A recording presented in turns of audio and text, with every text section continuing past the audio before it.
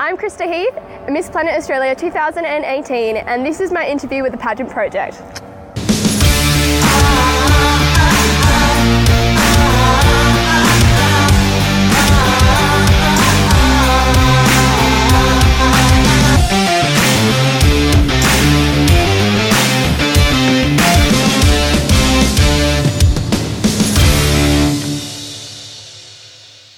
Hey everyone, it's Adrian from the Pageant Project here with you, and I'm here with Miss Planet Australia 2018, Krysta Heath. Hello. I'm going to say welcome back to Krysta. Thank you, thank you. So Krysta, what has been happening since we last spoke? When was our last interview? About Yeah, it would have been in September-ish, actually, around Miss Global Australia. Oh, that's right. And Miss Intercontinental. I was interviewing you for Miss Grand. Okay, so I'm getting lots and lots of systems confused. Well, that's because we've done lots this year. Yeah. So what's been happening since we last chatted? Well, when we last chatted, I said that at the end of Miss Global Australia, I was doing the international competition for Star Central magazine, which was lots of fun. From then, lots has happened. I got picked up for quite a few fashion shows, which was really fun, including Rocky Gather Cole, which was a bit of a highlight of my year. And then straight after that, I got titled with Miss Planet Australia. Actually, maybe even just before that. Yeah, titled, like Harry Potter.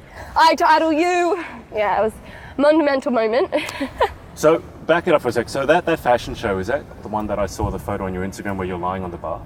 No, that was the one before that. So after I did their search for the next international model, they had kind of like a get-together party after, but it ended up turning into this big fashion show at the Flamingo Lounge in Sydney. And then we got to wear two designers. It was Tommy, and then we got to also wear Lakshmi's design, and I was wearing hers. Well, I got to wear both actually, and they were amazing, which was a lot of fun. It was a kind of an impromptu one. And then you ended up on the bar because? Well, there was There's got to be a story behind that. Okay, so like in the back room, we're all getting ready, and they've got kind of the makeup over here, and they've got, hairstylists over here, and the dresser over there, and then in the back room, there's just this bar, and it was just playing, and all the photographers were kind of like trying to get all their cameras right, and stuff like that, and lots of people busy, and a photographer walked up to me with a picture on his phone. He's like, "Oh, can you do this for me?" And I was like, "Yeah, why not?" I had time to kill. It was like 3 hours before it started, so. That is so you. Yeah, I know. But it made for some great photos. And then I ended up just sitting on the floor because they wanted that, and then soon after, like, so many people asked me, "Oh, can you do this one and this one?" And I was like, "Okay, no worries." And then someone suggested I get on the bar, and well, I've kind of always wanted to do just lying on the bar shoot, so that's how that one happened. Okay, fair enough. And what was it, the one that you said was a highlight? Was it Rocky Bachelor? No, Rocky Gather Cole. So he's a Hollywood designer. He designs for people like Nicki Minaj, Katy Perry, just really big names, Lady Gaga, like crazy names. And he was bringing his new line to Australia, and I got to be in the Sydney show, which was really cool. So how did that happen? Because a lot of pageant girls also either want to get into modelling or model. So how did you, because you only started modelling last year, right? No, beginning of this year in March. Oh, I thought it's 2019 already. No, we're not in the new year yet. Okay, so you've begun this year? Yeah, this year. And you've already gotten into some really big shows. So how did you manage to do that? I suppose just in the right places at the right time. I suppose it really is the people that you meet. Doing the international competition, the runway one, I got drafted from there. So they had representatives in the audience, and they picked the people that they liked, and then they came up to us after and said, "Oh, we want your information, and then we were just on the list, and then so that's how we got into that one, which was pretty cool. So I didn't have to audition. They did hold auditions, but I was sick in hospital, so I couldn't go to that one, and they were like, "Well, you're already in because we've kind of picked you from the show already." So But how did you get, I don't think we discussed this last time, how did you actually get into modelling in the first place? So when I did... Because that happened before pageantry, right? Yeah. So I got into Royal Modelling, which was the modelling agent, and I think I went to an event with them, and I met Star Central magazine, and I met Mike, who runs the whole thing, and he told me about the international pageant, that they were holding auditions for it, and so then I went and auditioned. Right. Yeah. And it just went from there? Yeah, it just kind of went really quick. Yeah. Yeah, it was good. But like I owe a lot to Miss Grand Australia because it was my first pageant, but they taught me everything I needed to know. And Danny, which was the director, she was really good because she also taught us how to do modelling as well. She taught us the difference between pageant and modelling in the shows and what to do on stage and what to do for high fashion. And like without her, I probably wouldn't have got half the jobs I did because that's where I learnt most of my stuff. So, I mean, let's get on to pageantry. Yeah. So I guess first question is, how do you feel, because Miss Grand was about 6 months ago now, right? So how do you feel you've grown or progressed since then? So much. I think I've learnt so much, like doing all the different pageants and the competitions and modelling, you know, we get coached a lot before we go up, so they've introduced us to all different people. I felt like where it was in Miss Grand, we're obviously just starting out, like, you know, I wasn't going to win because I knew nothing other than what she taught me, but by the end of it, like I felt like I knew so much, and then going on to the next ones and kind of just learning and continuing to practice, I felt like I've gone up heaps, but not just that, I think kind of me as a person, like my self-esteem wise and just confidence wise, I think that grew as well. And I think when people see that, then they want to, like, they'll be like, oh, she's really cool, she's really confident, like we want her. And I think it's all about just knowing yourself. Yeah. And you said you were titled. Yeah, titled. So how did that happen? And then I guess tell us a bit about the sash and the system. Alright, so Miss Planet Australia is a brand new pageant, like it's only just started. This will be the first ever international pageant, and because it's all come together so quickly and the amazing director that they've got, he just knew so many people, and from there, I think it's the Cambodia government, they jumped on board and they're like, yeah, we want to do this, and then all the radio shows, so they're like, we want this international pageant happening quick. So they've gone and organised it, but obviously there's not a lot of time for individual pageants in national wise to take place. Some places were able to pull it together, other places weren't. So the directors of each country was given the option that they could either run a pageant and select someone, or they could choose someone that they thought would represent Australia well. So, the director for Australia, she just kept looking around and she started asking people, and she started kind of following the pageant pages and, you know, who's making it in Australia. And she just got onto me, and she actually got on, like, finding all our interviews, and she watched them, and she just kind of learned about me, and she just thought that I'd be a good pick, which was really cool. Did she say in particular why she picked you? I mean, obviously it's a great honour. Did she give you any insight as to why she picked you? She just felt that, like, I was a bit of a real person, like, not like saying that other people are, but she could see what I was doing, and when I talked to her on the phone, she felt like really confident that, like, you know, I knew about what I wanted to do, and that I was very passionate about something that was in relation to Miss Planet Australia. And, you know, when she'd asked me about, like, my history and about stuff that I did, I told her that I did things, but I wasn't big on, like, pushing them out to people, because I feel like it's something that everyone should just do. You know, it doesn't need to be publicised for an impact to be made. And, you know, we just got talking, and she just felt that, you know, listening to everything, that I'd be a good representative and that I would do Miss Planet justice. So I was like, cool, thank you. So basically you're real. Yeah. Like, I mean, everyone's going to be real in some aspect. Like, you know, everyone coming forward, I'm not saying that people aren't, but I suppose that I really try to keep to who I am as a person. And sometimes I find when people go into pageants, they change who they are to adjust to the pageant.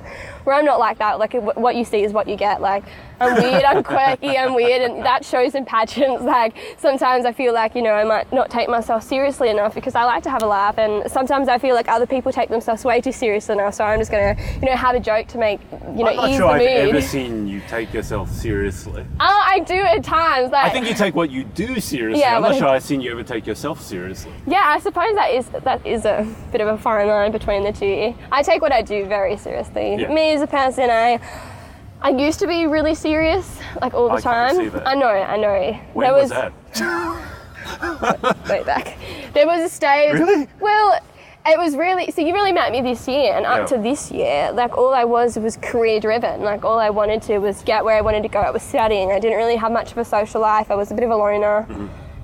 Like, big loner, you know, and I used to sit there in my room, like, crying to mum. I'm like, I got no friends, like, why is this? And, you know, she's like, because you push yourself too hard, like, you know. So this year I really made it my mission to push myself out of my comfort zone, and really I did most of this for the social side of things, to make friends. Like, you know, I'm a really bubbly person. It's such an amazing area to meet so many new different people, and that's what I've done. I've met so many people. Tell us more about the system. So Miss Planet, internationally, what does it want to stand for? Lovely question. I actually really love Miss Planet Australia's motto. So they're all about kind of harmony in Australia, in the world, sorry, not just Australia, but they're not just about sustainability. Like, you think of Miss Planet and you kind of think of the earth and sustainability, but they're about anything that keeps the earth sustainable, like economical. So it could be health, medical, it could be sustainability, like planet-wise. It's really anything that benefits the planet. So, if you might see that health is lacking in your area, like if your passion is health, you could go straight for that. And, that's, making a better planet because it's making people feel better. It's putting people back into the workforce. It's making people like conscious of the world around them. Education as well, like early intervention. So it's a really good model because they have so many different categories which you can help in, and it's So do you need to pick a particular category, or what are you going to be doing? You need to pick something that you can talk about. Like, I think the fact that the people that didn't hold a national title, they want to see what you've done, not just here. I have to write a big essay about everything I've done in my life to get to this point, which I think is really important because some people can only start out this year and they might have only just started, and while that's okay, there might be other people that have been doing it for years and no one's even known. And I think it's really important to let those people shine. So I like that you get to write an essay and your passion. Obviously I've chosen children because that's my main passion, but this year I really kind of focused on how not just children but how children can help other people. And recently I just did a social justice project with the children, and it was all about homelessness. And it started off by reading a book about this dog that was homeless, and then it moved on to actual homeless people. Then it was, how could we help the homeless people? And instantly they were like, we could give them money. And I was like, money's great, but what if they are homeless, how are they going to get to the shops? Do you think they know how to use the money? Like, maybe they don't know how to use the money to buy things that they need. Maybe they don't know what they need. I was like, so while money is good, we don't have money to give. Because I asked them, I was like, do you have money? And they're like, oh, no. And I was like, so, what's something that you can do to help? And then they were like, oh, we could give them food. And I was like, yeah, great, give them food. I was like, what type of food? And they were like, seriously? They kind of gave me that blank look like, really? Really, you're going to figure that too? And I was like, no, think about it. I was like, what type of food could you give them? And they're like, oh, we could give them pasta. That was literally the first response I got. Okay. I was like, I suppose pasta is really good to eat, but does anyone know how it's cooked? And it really got them to critically reflect about what they could actually give to help. And then, after we figured out the food, my grandparents run a food bank in Gelliston Heights, the community centre up there.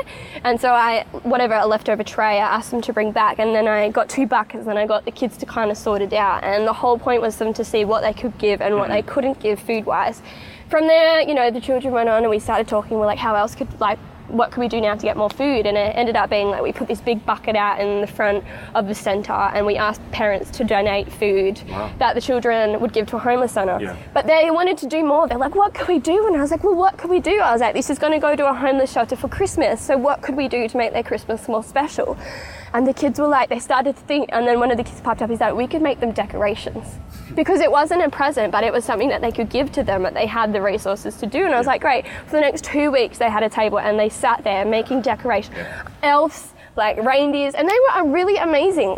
It was really cool. And I think it's all about that, especially in education-wise. People think, how can education benefit the economy or the world? And that's how you can do it, just teaching them to be kind and teaching them how to help people in a way that's actually sustainable to them. And just in case people didn't see our last interview or don't know much about you, so you're working with children because you're in early childhood. Just graduated. Ooh. Just graduated? Congratulations. Thank you. Finished my degree forever. Until you go back and do further study. I know. Everyone's like, what are you going to do next? I'm like, maybe my master's. I don't know. Maybe live a little, see the world, take it easy, if that's at all possible. People have also suggested that, and I'm like, what's that? No, I probably will take a break. I've been studying for 6 years in the same area, so it would be nice to have a bit of a break. How did you get into it in the first place, or what inspired you to get into early childhood? Because it's not everyone's pot of tea, because it does take a lot of work. It can be really, really stressful. So why did you go into it? I think when I was little, I always used to feel really terrible about myself because people used to always make me feel terrible about myself. And when I was growing up, I used to see other people getting bullied, and I thought who gives them the right to make other people feel that way? And I just kind of knew that I wanted to grow up making sure that other children didn't feel that way about themselves. And then from there, I kind of just always gravitated towards children. Like my parents used to always joke, even when I was a little kid, that I'd be a like preschool teacher or a kindergarten teacher, and it's never changed. It's always been the same. And then when I was 13, my parents became foster parents, and we got like 4 beautiful little boys. Well, 3 at the first, and then we've gotten more since then. And they were really little, and I got to be that bigger, and I got to like help, big sister. Sister, and help bring them up. And I just kind of knew that that's what I wanted to do. Like I had so much fun with them, and felt really good about myself, just helping them, and it was cool. And yeah, it just went from there, I suppose. And if someone is being bullied, because unfortunately it's still a huge problem in this country, it probably will be for a while yet, what advice would you give to someone who is being bullied? It's hard because when you're getting bullied, like no matter what people say, it doesn't really change how you're feeling. Yeah. But, it does get better. And I know it sounds really terrible and cliche at the moment, but, growing up, like I'm such a better person for it. Like I'm so much more empathetic. And, sometimes bullying is like just a drive. Like use it as something to motivate you, not something to tear you down. Like be like, go out to prove that people wrong. And I know everyone thinks that's not a way to think, but it is. Like if that's all you're getting told and that's what you're starting to believe, prove to other people that you're not that. Prove to yourself that you're not that. If someone says that you can't be a gymnast, like they did to me at 17, I became a competitive gymnast just to prove them wrong. Yeah. I had no idea. I always wanted to be a gymnast, but my parents could never afford it. And then one year when I started working, I was working as a gymnastics coach at the time, so it wasn't a far-fetched thing. Yeah. And I had a boyfriend at the time, and I was like, I'm going to do that. And I was looking at the Olympics, and I'm like, I'm going to be a competitive gymnast one day. And he's like, you're too old, you won't be able to do that. And I'm like, challenge accepted. And made it to level 5. Didn't compete in level 5, but made it to like level 5, and I was pretty happy with that. And obviously, I bowed out last year because I am a bit old now. It's a bit weird when you're no. I get it in the gymnastics world. In the gymnastics world, I'm competing against like 6 years old in the same level, and that's just awkward. If you win in a comp, you're just like, is it really a fair match? So like if you win and you've beaten someone who's 6 years old. Oh yeah, it used to be that like when they have like different categories. So maybe like not 6, but I mean over 10, it's like you're a senior. So it's still like, a bit awkward. It's a cruel world. So what are your plans? Obviously you've got Miss Planet coming up. That's in February next year in Cambodia. Mm-hmm. And then what about next year in terms of other things that you have planned? Coming up to the new year, have you thought about what you want to achieve next year, or you've just been sort of decompressing from this year? Yeah, this year's been pretty crazy, like a bit of a whirlwind. Yeah, I'm always thinking about what I'm going to do next, but I'm kind of just like whatever happens is going to happen. Like I'm not really a pre-planner. A lot of things in the modelling world doesn't come up like with a lot of notice, so it's kind of just like just seizing the moment. I have a photo shoot in January, which will be really cool. And it's a nice photo shoot, and then, just whatever comes up. Obviously, Miss Planet is in February, the 18th, and then I'll come back on the 3rd of March. Yeah. So that will be a bit of time, but I'm also, just kind of taking it as it is. And what are you going to do sort of preparation-wise for Miss Planet? I mean, you've been in pageants before. Yeah. This one's probably on a different scale. It's international, and it's, 2 weeks? So how do you prepare for something like that? Just am I getting a lot of like clothes? Pageant? No, you laugh, but pageants are the kind of place where you can't really be seen wearing the same costume. No. So how many outfits are you taking? Because I spoke to Kim Kundani, Miss Grand Australia. She took like 20 or 30 outfits, and they were only allowed 1 suitcase. Yeah. So how many outfits are you going to be taking over? Definitely probably around the same level. You never really know what you want to wear and what situation's going to call for what, and they give you a list of the stuff that you will need, but there's a whole lot of other stuff. But we are going to the temples where the Tomb Raider was filmed. And so for me, I am definitely bringing a Tomb Raider outfit because I have to seize that moment. There is no way I can miss that opportunity. Not just selfie, I'm like full photo shoot. My mum's got the camera, she's going to bring it on, we're doing that scene. I don't care if I have to climb up a wall, if that's allowed. I don't know if it is, but if it is, I'm definitely climbing up it. Somehow I get the feeling that you do it even if it's not allowed. Oh, I probably won't because, it's in a pageant and people watching. No, I wouldn't. If I'm not allowed, won't do it. Okay, fair enough. Do you have any goals results-wise with the pageant? I mean, this is a new pageant, the first time internationally, so do you just go into it and aim to have fun, or do you... Yeah. That's always my motto. Like, winning is going to be an amazing bonus, but I'm always going in it just to have fun, do the best that I can, meet some people, just have an experience. Like, I think if you go in it with the mindset of winning, you know, you're going to miss out on so much. Like, you won't stop to have fun. And I see that a lot with some girls, like, I've only done, like, 2 pageants, and I already see that, like, so much. And, you know, I just think, for me, that wouldn't be a way to go, because I just wouldn't have fun, and I'd be stressing, and I would just hate it and probably end up crying on the floor in a puddle. That'd probably be where I ended if I had that mind frame, like, if I didn't win. But to me, like, it's always been about fun. And do you have any appearances or anything else lined up in the lead up to the pageant? No, not necessarily, but I probably will get a few. I've been working along with the town mayor, so I will probably contact her, because coming into January, you know, you've got New Year's and you've got all these other events, which I'm sure I can pop in and make an appearance there. So I'll probably try to get a few. But, you know, people kind of seem to know who I am at the moment, which is a bit weird. People locally, people on the internet, or you're becoming a celebrity? Like a bit of both. No. No, but like, I mean, I always get people messaging me saying that they've seen your interview or they heard about me, and I'm like, wait, hear about me? Like, who's talking about me? Good, bad, you know? Because you don't really think about it, but actually I have been in a few like high profile things like Rocky Gather Cole and the International and the pageant, so you know, it's not really surprising, but it is just surprising to me when people are like, oh, I know, yeah. So it's pretty cool. I feel like I'm getting out there as well, doing these other things. And do you think, win or otherwise, the pageant, like, and modelling, do you have any goals as to how far you want to take it? It'd be totally cool if I could be in a magazine, like front cover. That's probably my goals. That'd be pretty cool. And I wouldn't mind going into like kind of commercials. Yeah. And maybe like ads on TV commercials. Yeah, TV commercials. Acting. Well, you've done that. You've been a zombie. Yeah. Sorry, not zombie. Walking Dead. Yeah, which was super exciting. But you know, I'm looking for a bit more zombie of was super exciting. bit of a step up, like at least a talking zombie. You want to expand your skill set, so not just zombie. talking role. A talking role. Yeah, I don't care if it's like 2 minutes. Just want to speak. Fair enough. Yeah, no, that would be cool. I got to go to the AACTA Awards this year with Royal Modelling, and it was really cool because we were just seat fillers, so anytime like someone got up from the front audience, we had to fill the seat so that when the cameras filmed, it didn't look empty. So I didn't know that was a thing. Yeah, so if a celebrity got up to like, go get their award, we would sit in their seat till they got back. Did you sit in anyone famous? I sure did. Whose seat did you sit in? Her name is blanking me at the moment. She is one of the main characters of Sapphires. She's in quite a few movies now. Anyway, she won, I think, was best lead support actress for a movie, and she got up to go get her award, and I didn't know it was her seat, but I got sat 2 rows from the front, and right in the middle, Nicole Kidman right there, Brian Brown right here, me like trying to keep it cool because they tell you to keep a cool level.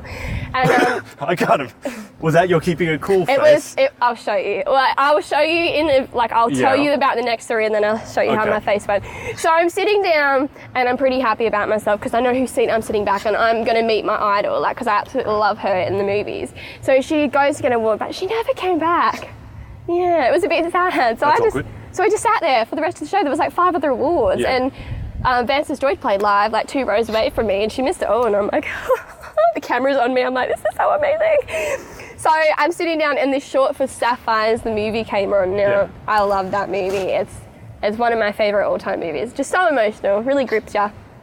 And I'm sitting there, you know, like the guy next to me, he sits down, he's like, oh, how's your day going? And I was like, yeah, good. I was like, what about you? And he's like, yeah, pretty good. I just won this. And he pulls like an Emmy. He's won Best Support Actor for a movie he was in. And I was like, yeah, this is cool. And then, you know, the movie's playing, and I'm like, you know what, I absolutely love this movie. I hope this movie wins an award because it's like, honestly, my all-time favourite. And the guy, which is a younger guy next to me, he just starts laughing. And then he starts laughing. And I'm like, have I missed something? Do I have something on my face? Have I like spat when I talked or something? Maybe I blurred myself. And then the guy next to me, he's like, that's the director. And I was like, oh, the one next to you on the other side. He's the director of the Sapphire movie, and I'm sitting with all the cast. I was going to say, because you did get up to take her seat, so she probably would have been sitting with her. She wasn't there for that movie. Like, she was there for a different movie. So I was like, I didn't know. And then, you know, so then I'm like, so you were sat down with like the cast and crew of your favourite all-time movie. And I didn't even realise until he pointed it out. And then like, no freaking way. And he's like, yeah, hi, nice to meet you, I'm blah, blah, blah. And I'm like, I'm Krysta. So this is so awesome. And then I just had to sit there and like keep it cool because, you know, the guys in front of me had all been winning awards and they were up for more nominees. And so I'm sitting there. That's a creepy face. That's not keeping you cool face. That's I'm like trying to stalker keep it face. really cool, and it's like still like the smile is just so big, and I'm like, oh my goodness, I'm so happy right now. And then one of my other friends for the Royal Modelling guys, like Andrew, he goes and sits down in Nicole Kidman thing anyway. So I'm just so happy right now. Nicole Kidman comes back from winning her award, and you know he touches her and he's like, oh my goodness, thank you so much for holding my seat. And he's like, no worries. He gets all like, you know, like shy and just kind of fades away into the darkness, and I'm like, way to keep it cool. And I'm just sitting there like. So how do you introduce yourself in a situation? Because obviously, so he could introduce himself as director. So what do they ask you what you do and what do you say? Yeah. So what did you say? Krysta Heath, seat filler. No, I was just like, oh, I'm here as a seat filler, but I'm with a modelling company. Right. And they're like, oh, okay, like you coming to the after party? I'm like, oh, I hope, you know. So then the show ends, then it just dramatically ends. Like they cut it, and then the lights come on, and they're like, okay, now you can leave. And so all the celebrities are kind of just all standing there, like not really knowing what to do. And I'm standing here, Brian Brown is right there, and you know, we're just eye contact. And then I'm like, hey, and he's like, hey. And then we look away, but then like nothing else really happens in that second. So we're kind of still just staring at each other. I'm like, I feel like I need to go say something. I'm like, I'm gonna do it. So like walk over and hi, I'm Krysta Heath. I'm so excited to meet you. I'm a big fan, massive fan. Congratulations on all these awards. Bit of life of the party, you know. He's just like, oh yeah, it's so nice to meet you, blah, blah, blah. And then I was like, you know, my dad would be so jealous right now because obviously he's a film director. My dad showed me lots of movies that he's been in. I was like, if he knew I was talking to you, whoop, he'd be crying.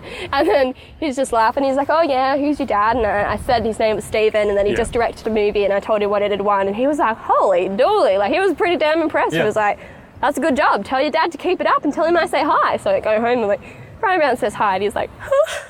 What? You didn't get a photo?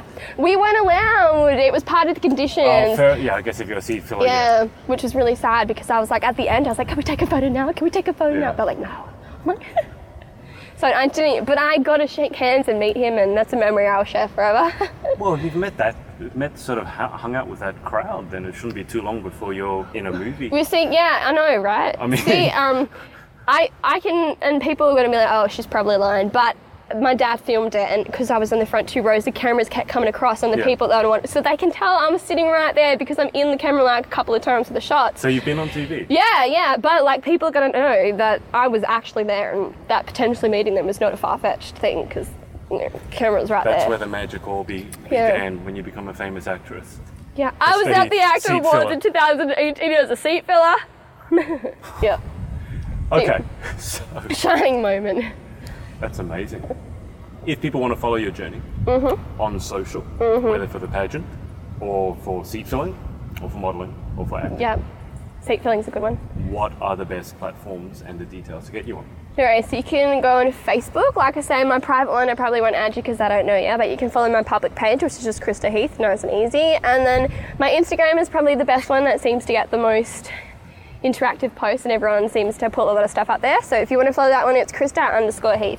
Again, pretty simple. Too easy. Yeah. Okay. Well, we always finish with the same 10 questions. Yes. Do you remember your answers from last time? Sort of. You do? Yeah, I kind of watched it a few times, so. I actually don't, which is really weird. I don't remember your answers. Maybe it'll come back to me. You can give the same ones if you want. Okay. If you feel the need to exercise your acting range, then force yourself to come up with a different answer. Okay, yes. I'll okay. Be really dramatic with them. All right, so number 1, what is your favourite word? I always say, oh my gosh, because that's just something I always say, and I think like it's pretty funny. Was that what you said last time? Yeah. Okay. Okay, but that is... Let's get you to... Okay, go to pick something else. Oh, okay. Let's have fun with this. You can't use the answers from last time. I love the word snobby. I try and use that word as much as I can in this like situation. Whenever we're reading books and stuff, I'm like, oh, he's being a bit snobby, isn't he? And the kids are like, snobby. Better than snotty. Okay. Yeah. What is your least favourite word? Oh... No, I don't want to say that one. That's curious. It's not a swear word, but okay. I feel like it's just still gross to say. Okay. Give us another one. Recently, a lot of kids have been calling me poopy head, so I'm not a big fan of that one. At work, I don't know why. It's just a thing. Did something happen to inspire? No. Kids can be cruel. They are so cruel. It's just like the toilet talk stage, so they just think it's hilarious. You're a poopy head. Damn, kid. Cut me to the core. Question the third. What turns you on? Actually, to believe it or not, like last time I said like, skydiving and stuff, but being in like the spotlight is pretty fun. Like that is pretty exhilarating, like being in a fashion show and kind of having eyes on you. That's pretty cool. I do like that feeling. Yeah. I guess especially when you've come from a hard background and having everyone sort of looking at you. Dote over you is pretty cool. Yeah. It's like, Krysta, come get a photo. Well, okay. If you insist. Yeah. Okay, what turns you off? When people think that they're better than you, like, especially when you see it in guys and they kind of talk themselves up heaps, particularly like, if they say, lots of girls like me, as a pull to be like, I'm desirable, but for me, I'm like, go away. Yeah, okay. Yeah, it happens a lot. Really? Yeah, so much. I don't know why they think it's like a cool plea to make you like them. That just makes me think that they play around a lot, like they're a bit of a player, not necessarily like, desirable. That's what they want. I don't know. It's just not for me. What about what sound or noise do you love? I think before I said like camping when you hear the rain on the tent and the birds. So I would probably still have to agree though, because we've moved out to the country and I wake up to like birds chirping. Come up with a second answer. Fine. Come on. I like listening to instrumental music, like covers, like especially acoustic ones. Yep. I always find that they put me to sleep. I really like those. You like the music so much it puts you to sleep? Yeah. Okay. Yeah. That's an odd answer. Oh, actually, no, I thought of one. I've been making all the kids at work listen to Celtic women, but I think they're pretty amazing. Their vocal range is like beyond ridiculous. Well, Celtic music's very soothing as well. Yeah. So it's probably good for the kids. Puts them to sleep, yeah. Yeah. Like straight away. What sound or noise do you hate? Probably like a high-pitched squeal. All the kids at work do it just for fun. They think it's hilarious and they sit there like, it's like so loud. Hate it. Okay. If you could have any one superpower, what would you pick? Okay, why? yes, I would What do did it. you say last time? I said it'd be like Violet off The Incredibles, like invisible with force fields. Okay, yeah. But this time, Don't pick another Incredible. no, I'm kind of like obsessed with Wonder Woman at the moment, so I'd go with her. She's like ridiculously strong and fast and just awesome. Yeah. Okay. So go with that one. All right. What job or occupation other than your own would you most like to attempt? Yeah, acting. Acting. Yeah. That's not a hard one to see. What job or occupation other than your own would you definitely not like to attempt? I feel like it's still the same answer, but I will try and come up with a different one. Why can't I remember? What was the answer last time? It was a mortuary. Oh, yeah. And then everyone would ask, like, have you had an experience with bodies? And you're like, no. That was a really weird answer. Because I watched... No one wants to work with dead bodies. Well, maybe some people I do. watch like a lot of sci-fi movies and like murder investigations, and it's always got them, and they always dig in it, and they think it's so cool, and I'm like, no job I would want. It's acting, Krysta. Yeah, I know it's acting, but still. Okay, so what job would you not like to attempt and not dealing something other than dead bodies? I'm not good with maths, and I'm not a big fan of it, so anything to do with maths, like a mathematician or something, like someone that writes mathematic codes or something, that would just be terrible. Okay, I think that would sound terrible to most people. Yeah, not fun. Okay, final question. If heaven exists, what would you like to hear God say when you arrive at the pearly gates? Same thing, I would obviously like him to say that I'd done a good job. It's always a good thing. And that, that it actually helped make a difference. Like, you do stuff and you don't always know if it helps the person or not. So it'd just be nice to know, like, when you get up there that, like, that changed that person's life or that got them out of a tough spot. That'd be cool to know. That makes sense, because you do a lot of good for people, and as you said, you don't really like publicising it. Yeah. So it'd be nice to know that it did actually have an impact on someone. Our family got the rough end of it when we were a bit younger, so we kind of know what it is like to have people help support you from like the community and stuff. So, I know what it felt like for us, and it made all the difference in the world. So I'd hope it'd do the same for them. Okay, that's Sounds lovely. Well, best of luck. Thank you. With the international competition. It's now, the end of December, so you've got, like 5 weeks? 6 weeks? Yeah, 6 weeks, I think, yeah. And how are you feeling about it? Excited? Nervous? Yeah, I'm super excited. I'm just really excited to go over there and just have fun and see, like, Cambodia. Like, it's always been on my bucket list to go, believe it or not. Yeah. I always wanted to do a volunteer trip over in Cambodia, but this is just as good. Perfect. You know, we still get to volunteer. I get to go to, like, children's hospitals and stuff like that, so that'll be a lot of fun. Well, obviously not like super fun because it's a bit sad, but fulfilling for you. But yeah, and just I like going there and making them laugh. If I get one smile, that'd be enough for me. That's so you. Well, best of luck. Thank you. And thank you for round 2. Yeah, no worries. We'll see what happens. Thanks everyone for watching, and we'll speak to you again soon. Hey, it's Adrian. Thanks so much for watching. If you'd like to keep up to date with our interviews, then make sure to subscribe by clicking here. If you'd like to watch some of our interviews right now, then click here, and also make sure to follow us on all our socials right here. Speak to you next time.